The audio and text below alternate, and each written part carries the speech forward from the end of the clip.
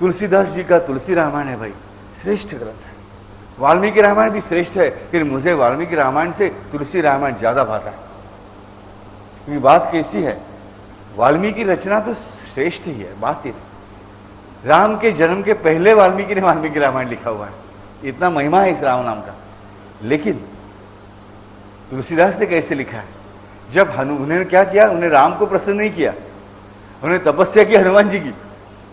हनुमान जी आकर खड़े हो गए, उन्होंने कहा मुझे रामायण लिखने की इच्छा है, राम का मैं गुणवर्णन करूं। तो भगवान राम जी का सुमिरन, राम जी का गुणवर्णन, राम जी के गुण तेरे सिवा और कौन जानता है। मेरा बाकी किसी पर भरोसा नहीं, मैं किसी को नहीं जानता, मेरा विश्वास सिर्फ तुझ पर है कि राम जी के गुण सिर्फ तू ही जानता है। तो अगर मैं रामचरित लिखना चाहता हूं तो मुझे सहायता कौन करेगा, सिर्फ तू कर सकता है। तो इसलिए तू मेरे सामने बैठ और मैं रामायण लिखूं। देखिए क्या प्यार भरी बात है। और हनुमान जी का प्यार तो बहुत बड़ा है। हनुमान जी कहते हैं अरे सुनने की बात छोड़ दे, मैं तुझे रामायण दिखाता हूं। देखिए बात कैसी। और तुलसीदास ने कैसा लिखा है रामायण, तो उनके सामने राम जी के जन्म से लेकर सारी घटनाएं आज हम लोग जैसे पिक्चर देखते हैं वैसे चित्रित प्रत्यक्ष रूप में होने लगी। और तुलसीदास जी हर प्रसंग को देखते गए और लिखते गए।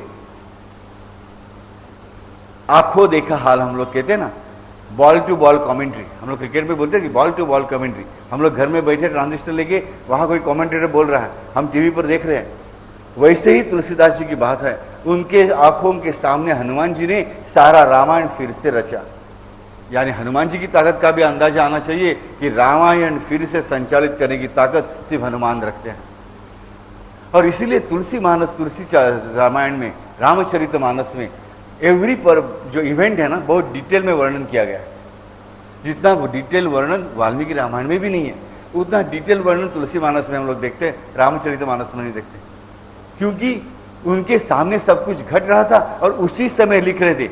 आज देखा है कल रात को लिखूंगा, विस्मृति हो जाती है, नहीं, सामने घट रहा है और लिख रहे हैं, इसलिए उससे प्यार उमड़ उमड़ के बाहर आता है।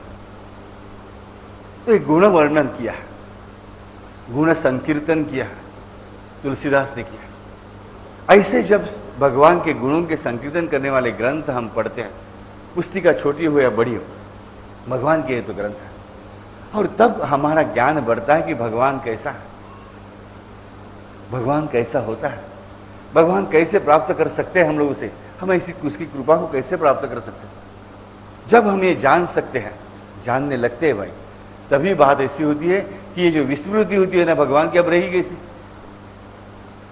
जब स्मृति है तो विस्मृति नहीं रह सकती, और जब विस्मृति है तो स्मृति नहीं रह सकती। इसलिए गुण संकीर्तन शुरू कर दो, आरंभ कर दो। विस्मृति यानी माया अपने आप चली जाएगी।